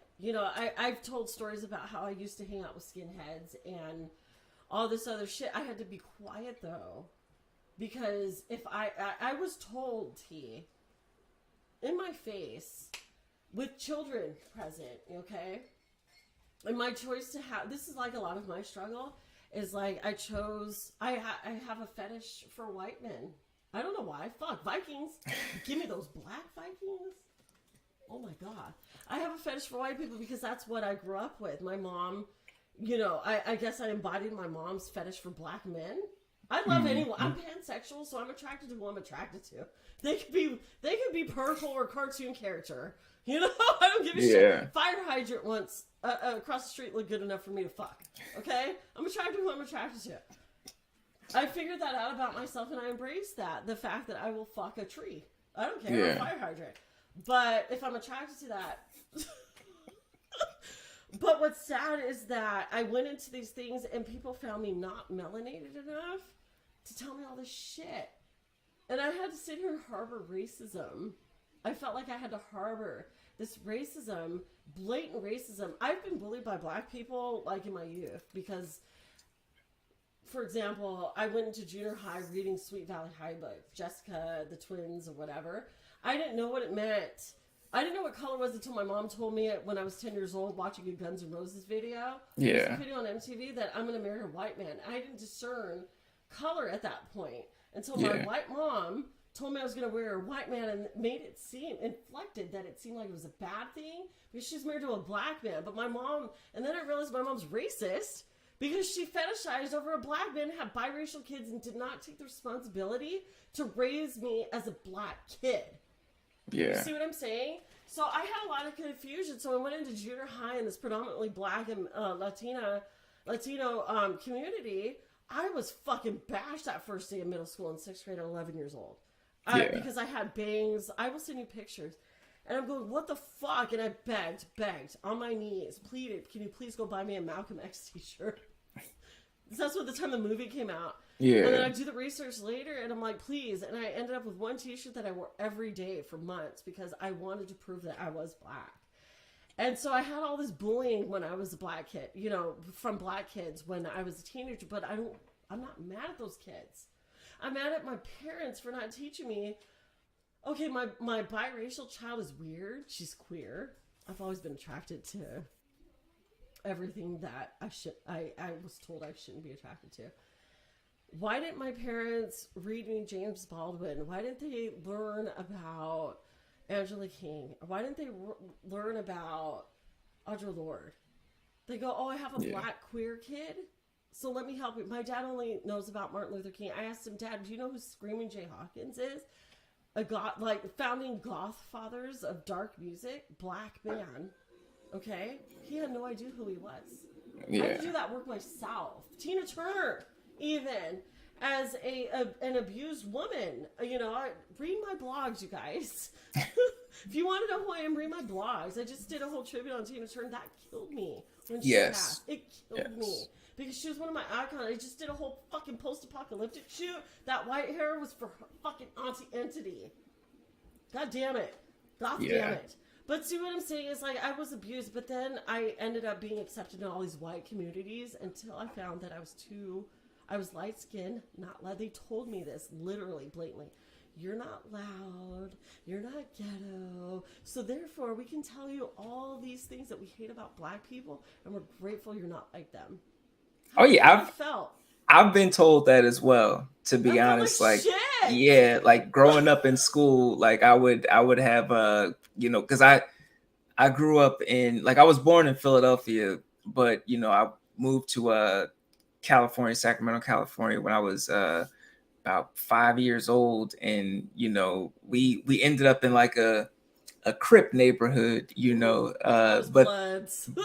but then we actually moved to the Bloods, but we moved to the suburban, Bloods, Blood neighborhood or whatever. So my parents didn't want me going to the school that I was designated to go to, so they had me use my friend's address so I could actually go to like a quote unquote better school, which it wasn't really better. It was like I went from black gangs to Mexican gangs. Same.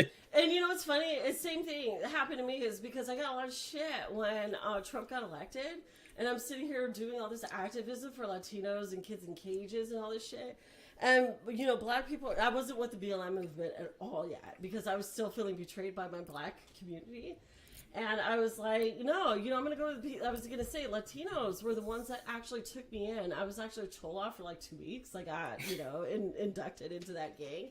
But you see what I'm saying? It's like the darker life. If you think about it, Chola goth, those fucking drawn eyebrows is still a whole part of my life. A lot of like mi vida loca is part of my life. I have Latina cousins who I fucking idolize still for their beauty, because they're mixed with Jew and Latina, because my aunt chose a Latino husband. So I was like literally embraced by the Latino community, where I was I don't even want to say what my gang name was. Mickey Moo. Shut the fuck up. You don't get to say that. So, like, I shared my vulnerability with my husband. He fucking, like, exploited it, right? My white husband. But, like, seriously, I embraced, so, like, when I was out there fucking holding signs and, like, creating groups to, like, fight against the Trump administration, it was for Latinos. And so people were like, why aren't you with your people? And I'm like, because my people don't want me. I'm biracial. Until I actually found out that I've been used this whole time as a token. Well, yeah. You see what I'm saying? Like, my parents didn't take responsibility for having a biracial child at all. My mom has a black man fetish and is racist as fuck. You see what I'm saying? My dad just was like, I'm just providing him work. That's all I do. You see what I mean? So it's like, but also like, and all the things that defined our relationship that I tried to embrace, like as my black father, horror, he didn't want any part of. He wanted it to be the gospel of Jesus. And I'm not about that, because I'm also queer. I may be married to a white man, but I'm queer as fuck. Like, nobody, people probably, if you dig hard enough, you realize how queer I am. And the fact that I'm not at all accepted into any type of, like, contract.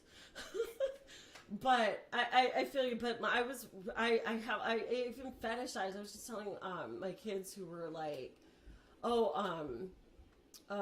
Jonathan Majors' victory over, his case. Yeah. And all that. And I'm like, that's cool and all, but I still have my reservations. I totally supported Johnny Depp, and I hate that about myself. I want to support Jonathan Majors, so he better not fuck up. Yeah. You see what I'm saying? Yeah. But also Namor, the dude who played Namor in Wakanda Forever. I was like, come on, man. Come on. Like, I'm Why? Because he is legit I was just telling my husband, he's legit my ultimate fantasy. Tall, dark, and Latino. And he fucked up. Yeah, it's definitely when shit like that happens, like I try and be quiet because you never really know Same. like what's going on. We want all the Same. facts to come out because at the end of the day, we like believe women. I believe in women and hearing them out and having all sides of the story laid out. I so that's why I'm like, let's hear everything. Let's hear everything Same. that's going on. But I did when I did find out like certain details, I was like, okay, let's and then I saw public opinion shifting and all that. I'm like, okay, let's see what's going on. Yeah, and that's the thing. You have to see. See, one of the things I've always found is that, and this is something I'm trying to teach my children to unlearn, is look at the person's experience. Like my kids are struggling, the adult kids are struggling with like pronouns, and I'm like, why can't you just fucking accept that person for what they want to be? Yeah. And my kids can't answer that question. You see what I'm saying? So I'm like, with the Johnny Depp and Amber Heard thing, like we all know that was a farce, right? That was one of those things. So now it's kind of like, let's just see what happened. I'm with you. But like when I sit there and think about it, I'm not going to sit here and defend Latinos based on Namor's my sexual attraction to Namor. I fucking loathe cis men.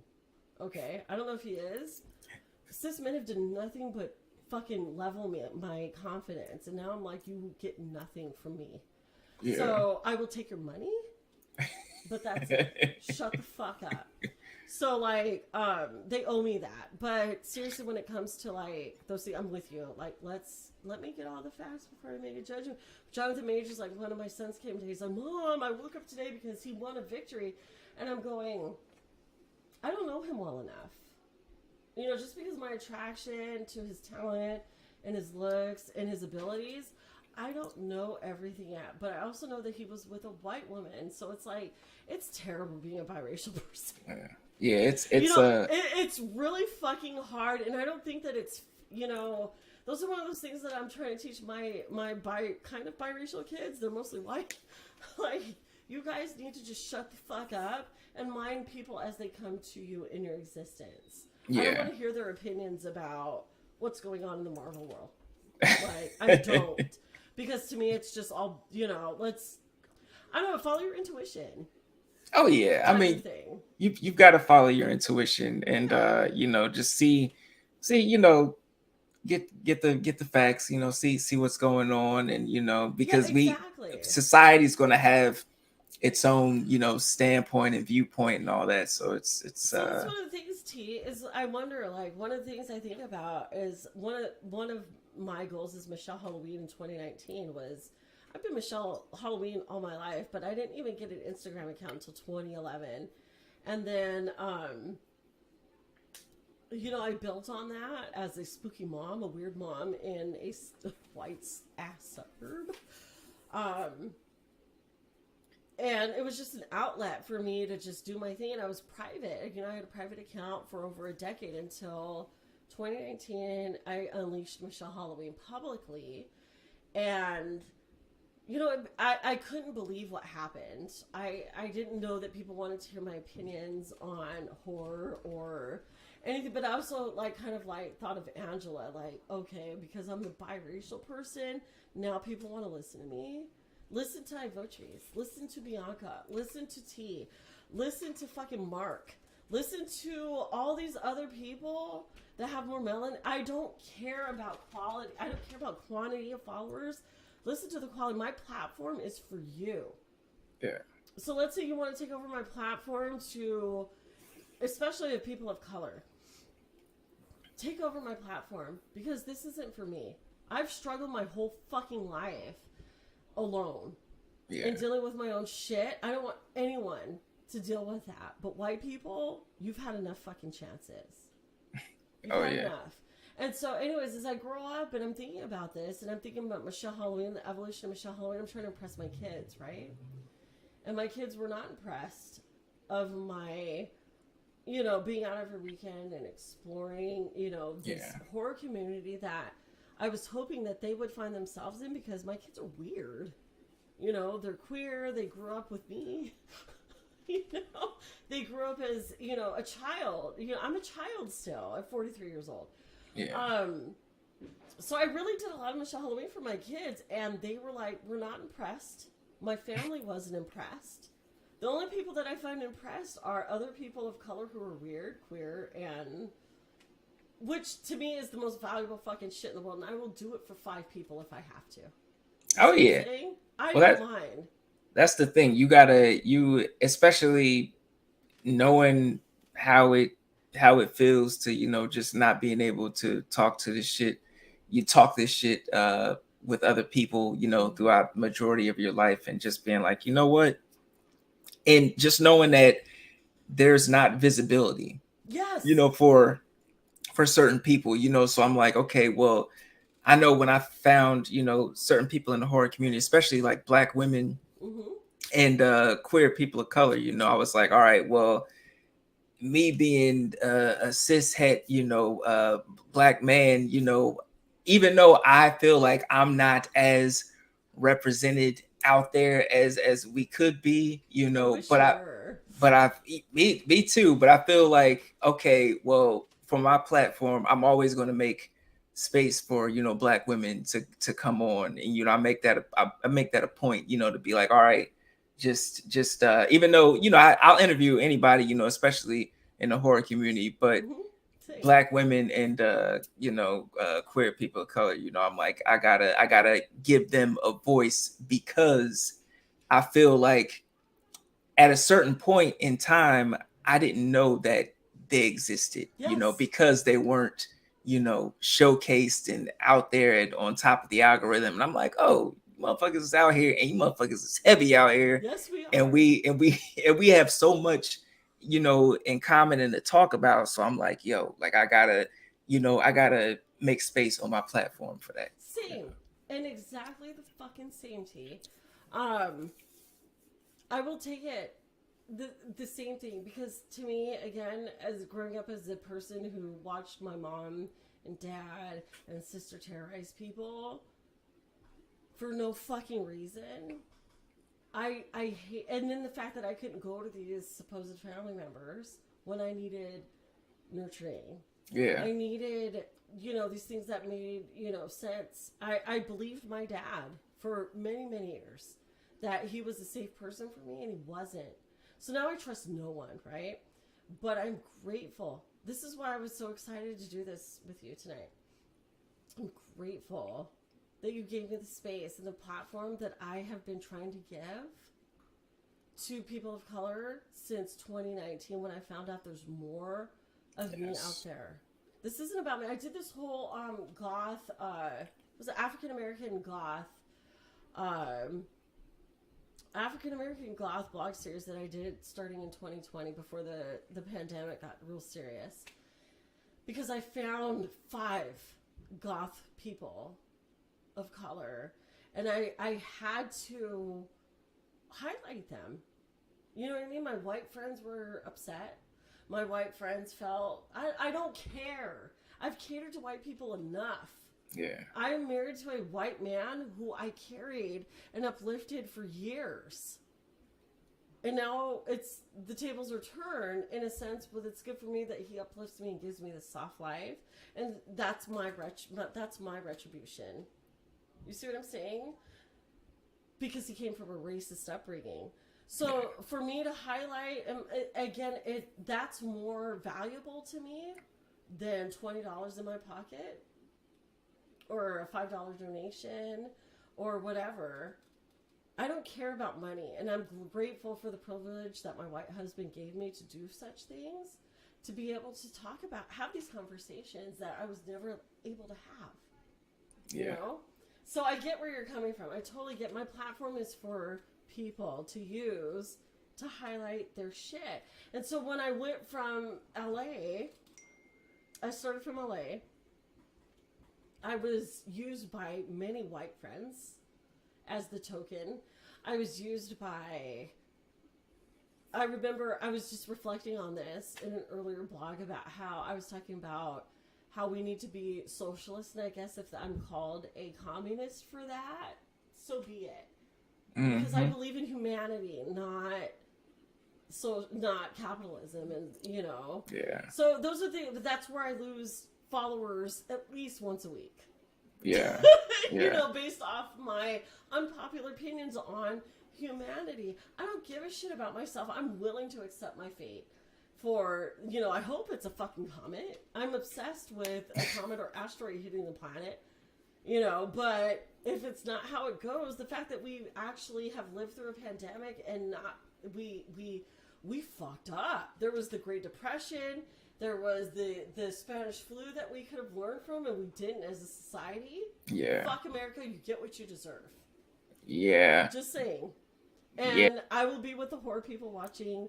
I just bought a cheap ass Walkman that plays cassettes and a record player. I'm fucking around. I'm ready. I'm ready. Where's this at? Let me show you this real quick. I was at a record store in my town. Look at this. I don't care that I spent $16. That's my privilege. Wow. Wow. Scary stories to tell in the dark. Yeah. You know what? Sometimes I just go on YouTube and just let that shit play. Yeah, that's what I'm saying. And people have called me crazy for that my whole life. No. It's finding comfort in horror. It's fun. It's comfortable. I don't know. It's just something. It's something, and I just love it. It hits something nostalgic. Yeah. The inner child healing is my huge thing right now. That's why I'm a 43-year-old teenager. Yes. Living her life as a horror, as a horror, a hoe, slut, whatever. I was called all those things for just kissing boys, for being thick, for being a big girl with cellulite and big ass titties. All these attributes, the thing that my mom fetishized black men for, I'm sitting here exploiting because my mom fetishized black men for their giant dicks. So here's her biracial child with big ass titties and boobs. Yeah. I'm going to exploit that because my white mom also told me to hide it. You see what I'm saying? Well, yeah, it's a lot of different like complicated things that come with being a person of color. I know that even me, like my name Tyrone, like I know my mom at one point she was like, yeah, when you put in applications, use Ty, or use your middle name, don't use Tyrone, it sounds too black or whatever. And I'm like, damn, like we all black in here, like you gave me the name. I hate that so much. I hated my middle name is the only black that do you know what my main name is? I'll reveal it. Michelle Maxine Jenkins. And my white mom, Jew mom, used to make me ashamed of that because I wasn't Michelle Maxine Merriweather. And so then my mom, white mom, who divorced my black, birth giver, I call him a sperm donor because he didn't fight for me. He was one of those angry black men who didn't fight for me but just wanted to talk shit. Right? So when he was on his deathbed trying to ask for my forgiveness, I was like, oh, well, I guess you're an example, bitch. You should have fought for me because my mom terrorized him. Yeah. Anyway, as a white woman. So then Michelle Maxine Jenkins, who I was named after, Michelle was my mom's sister's middle name, which is a Hebrew name. Michelle's a Hebrew. Yeah. Jewish. White side of the family is Jewish. So that, which I'm grateful for. I'm so glad I'm Jewish, not German or Finnish or Australian. I'm glad I'm Jewish because my whole life has been about genocide. My whole existence is about the eradication of my existence. Jewish, Michelle is Hebrew. Maxine was after my biological father's mother's name, Maxine, which I found out Maxine is actually a goddess in Orisha, in African diaspora, which I'm like excited about as I learn more about my black, where I came from as a black woman. Yeah, I already know where I came from as a Hebrew woman, but let me learn about my black roots. So I'm Nigerian, I'm Ugandan, I'm all these mixtures. I was a fucking product of slavery on my life side, right? So then I found out that Maxine was this whole thing that my black family didn't tell me about, but just wanted to bitch about my white Jewish mom. I don't blame them. My mom's a fucking menace. She Gotcha. deserves all the hatred. Um, but he's gone now, so they didn't fight for me. So now I'm like, I'm the product of a black man who abandoned his child. And he didn't even care until he was on his deathbed. And so then there was Jenkins, which was his last name. And my stepfather, who's black, didn't even try to fight to give me his last name, which is Merriweather. And I'm grateful that I'm a Jenkins. I'm not ashamed of being doxxed. But Jenkins, I'd rather be, because Merriweather is obviously a slave name. Yeah. Right? And he, for marrying someone like my mom and staying with her, even though I took a side and was like, look, we black folk gotta stay together, he took my mom's side. He can remain a slave to the white woman that oppresses him. Fine. He had a black daughter who's ready to go to bat for him. You see what I'm saying? Yeah. So I will fight for black men. I will fight for black women, especially queer black transgender women, especially. Black men, you fucked up too much. You fucked up too much. Black cis men, you fucked up too much with me. You're not getting any support unless you try, and you gotta pay me. It sucks being biracial, T. Well, yeah, I'm getting that. I'm getting that from this interview. I'm so sorry. Did I take over? Ask your questions. No, yeah, I'm gonna. Yeah, what's your favorite? What's your favorite subgenre? Apocalyptic horror. Apocalyptic. Psychological horror. Yes. Those are my favorite subgenres. Do you have some favorite subgenre? Some favorite psychological horror films? Yes. You know? Ari Aster has been my shit, as well as the director of The Witch. I love psychological horror because as a mother of biracial children, Ari Aster has hit that shit on the nail every movie he's made. Yeah. Okay. If you want to know who I am, watch Hereditary, and I fucking hate it. I'm still trying to mend myself from that type of motherhood. Okay. Now, do you have a favorite decade of horror? Yes, 80s for sure. Yes, 80s. 80s. What's your favorite thing about 80s horror? The cheesiness, the use of practical effects. American Werewolf in London is by far, aside from Halloween, my favorite horror film. And I loved it because I got the Jewish effect of horror, besides the Holocaust. And American Werewolf in London, though I hate the director. But I love practical, even now, like I had mentioned earlier in the podcast, how like Coraline is about to be put into theaters this fall. Yes. I love claymation. I love things that are cheap that make things scary. American Werewolf in London fucking terrified me as a kid. And now I'm not sure if I love vampires or werewolves more because of that film. I need a tattoo of the werewolf in American Werewolf in London. Yeah. The maze I stood 4 hours in line for. Yeah. Now, what about now I know you are big on the horror lifestyle, and getting collecting and just everything about the lifestyle. Like how did you like at what point did you get into the lifestyle of just like this is it, this is horror, life is for me? It was in the early 80s for sure. Like I just shared the scary stories to tell in the dark. I used to go to a lot of summer parties as a kid. That originated from like my cousins and whatnot. So what did you do during summer parties in the late 80s and 90s? You would watch horror movies like Nightmare on Elm Street, fucking Child's Play. You would watch Friday the 13th.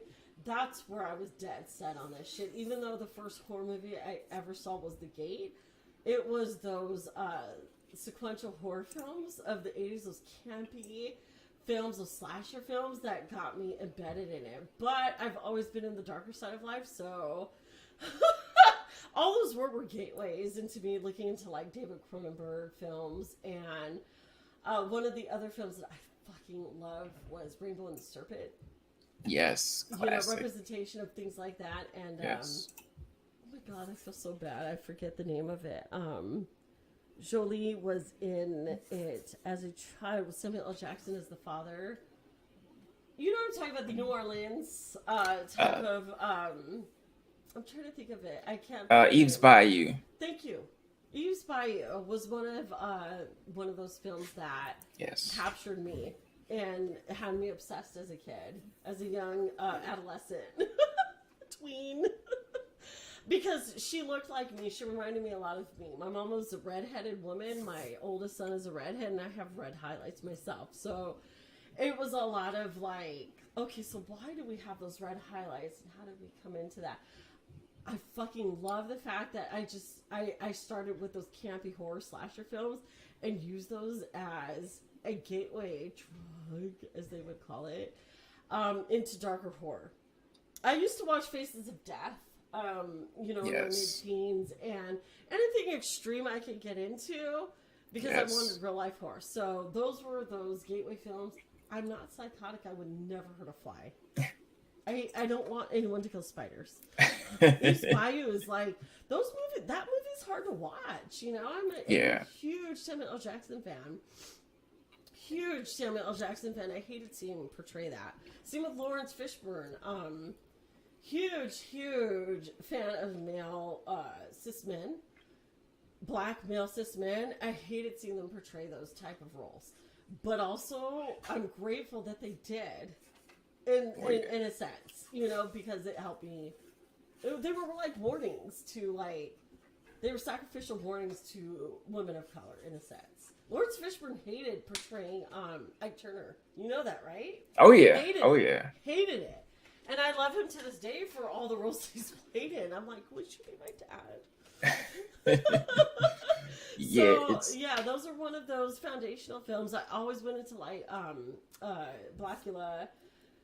I always went yes. into people who looked like me. Yes. Because before I moved to the Pacific Northwest, I had a lot more melanin. I promise you. Oh yeah. It's always fun.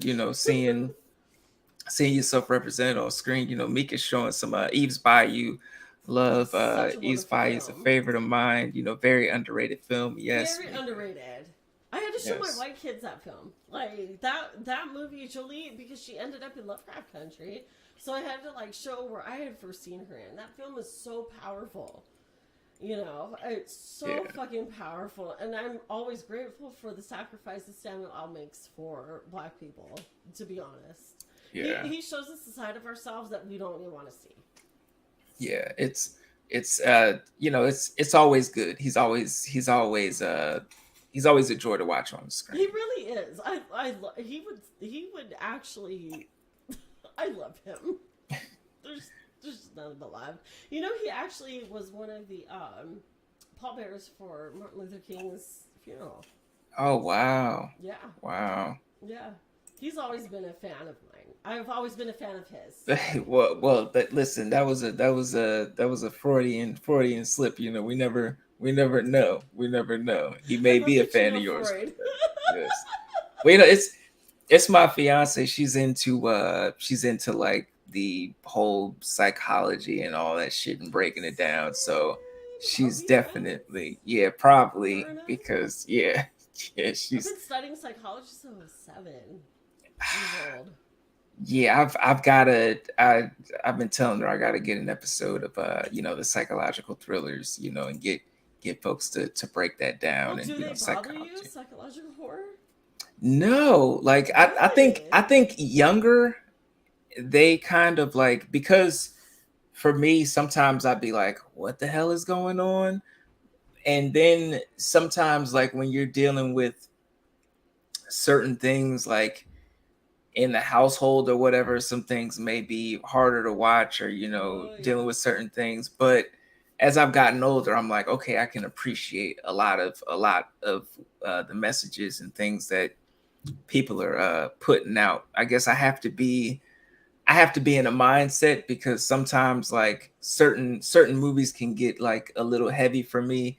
And I guess like it's supposed to invoke emotion. It's supposed to, but I feel like sometimes I'm like, I don't want to be fucking like bawling all the time. Because me, I'm the type of person like I'm a guy who's not afraid to cry during a film. Like I've Yeah. cried during Home Alone or Same. the Grinch and shit like that. Same. But watching like a film like When a Monster Calls, Mm-hmm. certain scenes in there like just fucking wrecked me. But I you want know, to talk more with you privately about psychological horror. oh yeah, I it's feel like you're the one. listen, like I said, I'm definitely gonna, get a panel of people together and just get it get it going, get it going because I think it's something that doesn't it's a genre that doesn't necessarily get celebrated as much, and I feel like there's some gems that slip through the cracks Oh, for sure. for For people. sure. Um, For sure.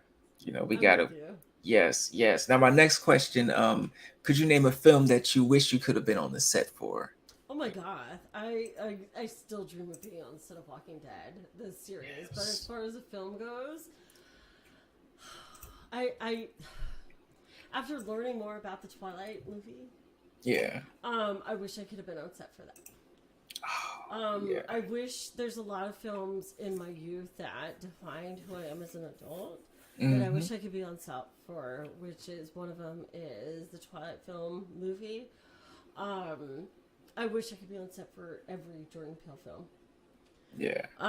As a biracial woman, because I think he would get it because he's married to a white woman.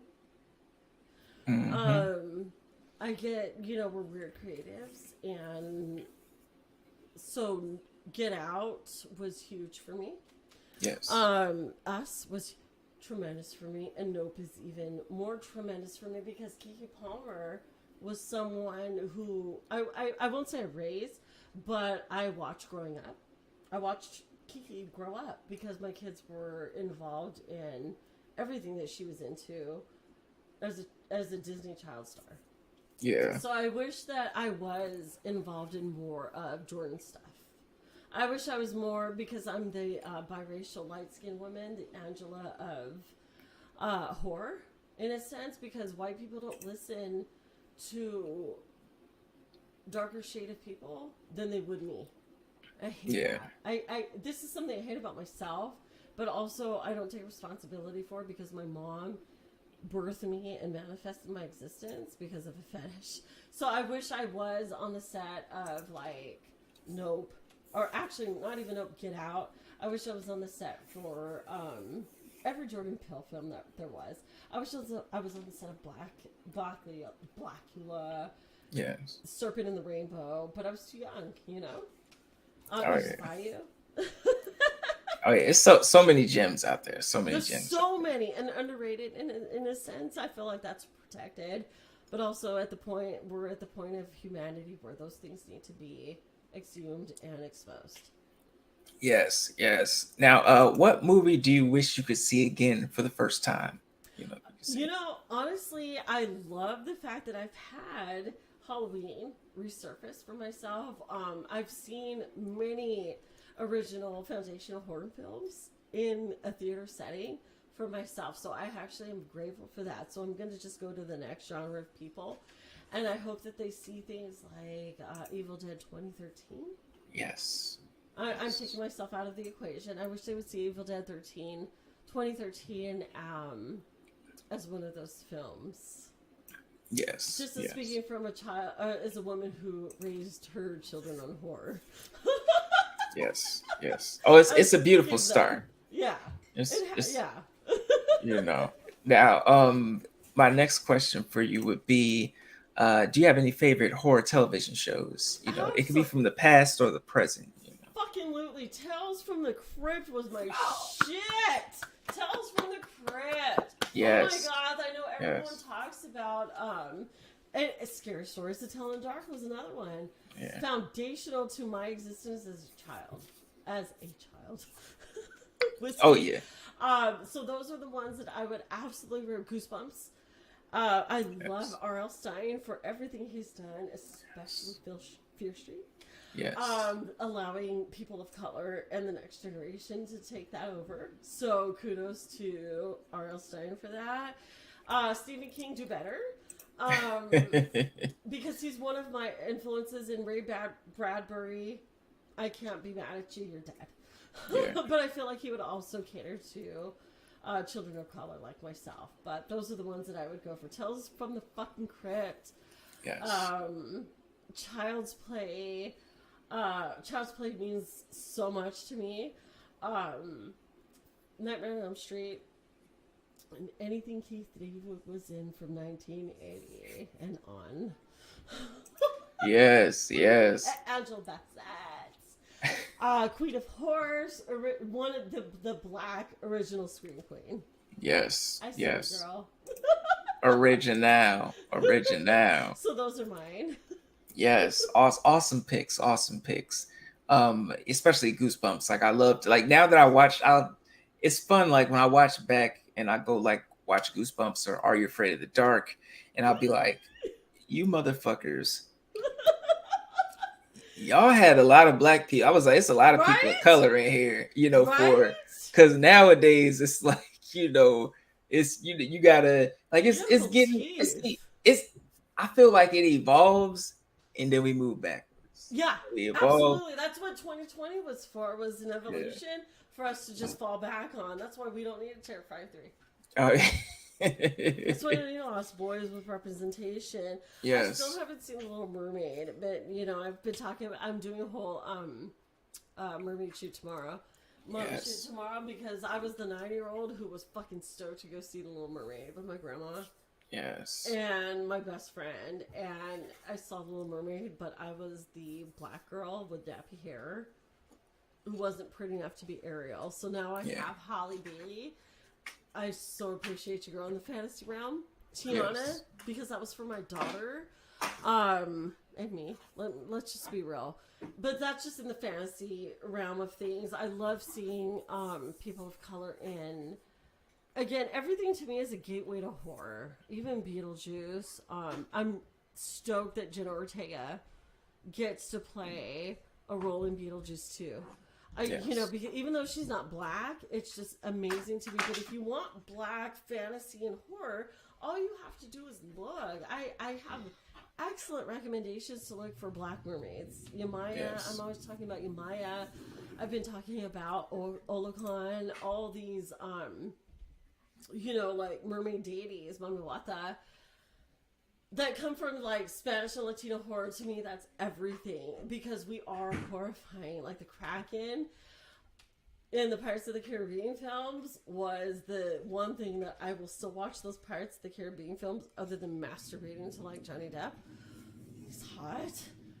But the Kraken, when I think about like sea creatures and how the sea is evolutionizing, it's because of how black people were just thrown into the fucking sea on their enslavement, and how Yamaya, and no one talks about the fact that black people are heavily involved in spiritual days. They always talk about Greek and Christianity, fucking gods. What about the black ones, the Africans? Yes. So that was me, the biracial bitch who only has very loose slavery ties to Nigeria and Uganda and all the shores of Africa. Those were, when I embody my blackness, it's because of those many mixtures that I have, because I was I'm a product of slavery. Yeah. And it fucking sucks. I don't loathe my biracial existence, but I use it for other people to use as like, oh, hey, shit, she's kind of black. Let's look into that further. Mm-hmm. Oh yeah. Those are mine. Oh yeah, it's great. Some great choices. Some great choices. Now, do you have a favorite, horror villain of all time? And also, do you have a favorite final girl or final boy, of all time? Absolutely. Greatest horror all time. I'm a Michael Myers bitch, through and through. I don't care, because to me, we don't know who he was, and despite the many renditions of him, I'm a fan of Rob Zombie's rendition of Michael Myers. I just wish he was a person of color, but I appreciate the inclusions of people in his films that John Carpenter didn't do. But he's always my type of slasher film, because again, I was born in 1980. This is what I grew up with. I especially appreciate Jordan Peele for his weirdness and his ties to the horror that I'm interested in, that I've always grown up with Santa Carla, Lost Boys, which is Premises for Us. I love Daniel Kaluuya for rolling with it as a very dark man who was able to cry. In every film, I've been watching Daniel Kaluuya since Black Mirror, and loved him Mm-hmm. ever since Black Mirror, the original Black Mirror. Um, Remind me where I'm going with this. Yeah, this is your favorite. Well, you mentioned Michael Myers, but your favorite final girl and favorite Final final Girl. boy. You know what's funny is I actually went to one of the spooky bookshops here in the PNW. Was like, hey, we're having a moving sale, and I picked up for full price the My Heart Is a Chainsaw book, which has nothing to do with Black women or Hispanic women. It is with an indigenous teenager, Native indigenous teenager who portrays, even though she's a fictional character, was probably one of the best books I've ever read in my entire life. If you want to talk about the fact that we were Black women and Black men, Black people were never supposed to be a part of the United States, think about the indigenous, who I also intertwined my existence with. My Latino cousins were descendants of Aztec natives, and My Heart Is a Chainsaw is a huge, tremendous influence on early, even though it's modern, but an early like rendition of horror in a native type of sense. You see what I'm saying? Like an indigenous American type of sense. My Heart Yeah. Is a Chainsaw is the author of that book. I'm sorry, I can't think of the name right now. Was a huge, huge influence, and I'm grateful that I was able to pick up an original paperback copy of that book at full price at a whole moving estate sale. My Heart Is a Chainsaw. And also Angela Bassett, because she has not fucking given a fuck Yes. about any role she's portrayed. She brings power to every role that she plays, whether it's horror as Marie Laveau or Tina Yes. Turner, who endured nothing but horror. Yes. Even in her role as 911 as a cop, which I fucking hate. But I also love her rendition of what her perception of police should be. Yeah. So those are my influences, because she's been involved in a lot of horror as well. Yes. Oh yeah, she has. She has, and I love it. I love it I every wish she was time. my mom. I love it every time. I love it every time. Yeah. Now another question that I like to ask people, is we're in the age of, the metaverse and virtual reality and stuff like that. And it's just going to get more sophisticated, especially with like this AI shit or whatever. Like it's just going to be ramped up, ramped up, ramped up. So like there's going to be a lot of space in that for horror. So Absolutely. if I were to put on the Oculus goggles, and I'm stepping into Michelle Halloween's world, like what the fuck am I seeing in Have you Michelle? seen my AI representations? I only did it one time, and that's all I'm going to give you, motherfuckers, because I grew up at the age of beware of Skynet. Yeah. I watched fucking Terminator 2 and fell in love with Edward Furlong in his role as John Connor in 1992, and the fucking earthquake happened in the middle of me watching that film, Terminator 2. And then I met, and I fell in love with the whole fact that humans are going to be the demise of ourselves with AI technology. I will, as a mother, as a natural organic mother of the universe who has birthed 4 children from the universe, I will absolutely go along with AI. I've kind of loosely watched like films like that to me kind of like speculate what's going to happen. They're prophecies. Yeah. Filmmaking to me is actually prophetic.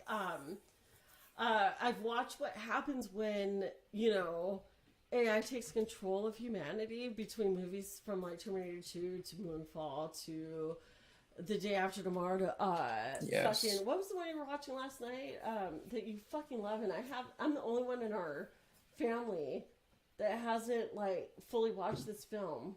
What's it called? Sorry. You were watching it last night. Fucking the AI movie. Virtual reality with The Shining in it and shit. Fucking Earth Player One. Yeah. Ready Player One. Yeah, Ready Player One. 8mm. That's my life playing out. You know, all I can do is as a mother who actually gives a shit about how her children feel and what their experiences in this reality, I will go along with that shit. AI is absolutely, to me, is inspirational and motivating, but don't take that shit too far. Draw it out. You want to make it an easy comic? Yeah. Go for it. I'm about it, but it's also like type of those things that grow responsibly. I have no popular opinions about anything. I suggest you watch films like Moonfall, who I love his films. What's his name? Emmerich. Not Jeff. Hell no. I love those films like Ready Player One and Moonfall and such. But I also feel like these are prophecies in a sense because we didn't think we would ever hit a pandemic in our lifetime, did we? No. So to me, is it so hard to, imagine that the ocean is taking over and that there are people in the world that are prophesizing this shit? Not at all. You know what I'm saying? But as far as technology goes, I think there is a way to absolutely dive into it because I don't want to be the type of human being that goes, I'm too old to learn how to use an email or social media or TikTok or Instacart even to order my groceries. You won't have me in that shit. I'm going to evolve with my kids type of thing. I want to be involved with the reality that my kids are involved in, even though I'm sick of fucking Marvel conversation. I've had it. I don't care what DC is projecting. I just can't wait to see Michael Keaton play Batman again. I don't give a fuck. Yeah. It was a fun time. But I am about it. I am interested, like the whole like versions of AI. I lucid dream. So those dreamscapes are actual realities to me. I'm into it. I'm into multiverses. I'm into AI. Yes. I'm into the way, but responsibly as an organic being of Earth. You see what I'm saying? Yes. That makes sense. No, it does. I belong here. Alien. No, I get it. Now, we come to my last question of the interview. Which I appreciate you for coming on and rocking with me so far, and just with you, just getting to know you through the lens of horror, and just everything else. Sorry. It's been a time. It's definitely been a time. Now, if you could spend the day in the life as your favorite, horror character or entity or thing, like spirit, like who would it be or what would it be for 24 hours? I would be an absolute motherfucking witch from 1962. And I would not only be a witch from 1962 living in that era, I would be a motherfucking black witch living in 1962 or whatever fucking 1692. Yeah. I'm dyslexic when I'm drunk. I would have loved to be a part of one of those black women witches that were sacrificed in the Salem witch trials.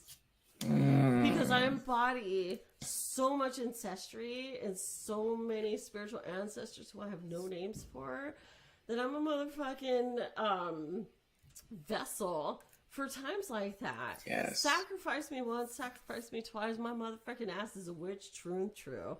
I will always be a motherfucking witch. I'm a witch of the Americas, the New Land. I'm a witch of Africa who I embody Yamaya, the mother who actually accompanied slaves across the Atlantic who were thrown into the ocean. I saved their souls. Okay? I am the mother of slaves who actually used the white masters. I'm a mulatto, as they would call them. I'm going to use my biracial privilege to pave the way as a witch, using my privilege, power, and intuition, and the voice of my ancestors for every fucking underprivileged motherfucker in the world. Yes. That's who I would be for a day, and watch me change the world. Yes. I love it. I'm not afraid of death. listen, it's coming for us all. It's coming for us It all. really You know. is. So, like, what are we afraid of, and what are we gonna do at the time here? You Yes. know, Yes. as a mother, I'm not afraid of sacrificing myself for the greater good of my children and their loved ones and their children and people who, even people who follow my shit. You know, like, I'm always thinking people reading my trash. Thank you for this. My platform isn't about my identity. It's to help people who, the little Michelles that are going through life right now as biracial, as black, as someone who was embodied by a completely different race in the Yeah. porn industry with God. I mean, I went every dark path that you can take as a human and a 4-3-year-old human. So that's where I would be that witch for a day. Yes. Yes. I dig it. I dig it. You know, perfect answer. Mika, great. She said great Thank you, conversation. Mika. Definitely Thank you will for be sticking with following. us this long. Yes. Thank you, Mika, for rocking out. Thank you also, Goth Case, for rocking out. I love Daniel you. Garcia for rocking out. Jaleesa, everybody who Poor came D. through. You know. I'm like, are you ever going to invite me to a podcast again? Oh no, of course. This was very informative. Very I love informative. it. I love horror. Yeah, it's a horror. There's so many different perspectives people could come at it from. So Oh, absolutely. that's why I But love it. what It's the best matters is genre. where people like us come from. Yes, That's yes, what's important. White people, I'm sorry, I love you all. I have 4 white children and a white husband who I would totally take a bullet for or whatever.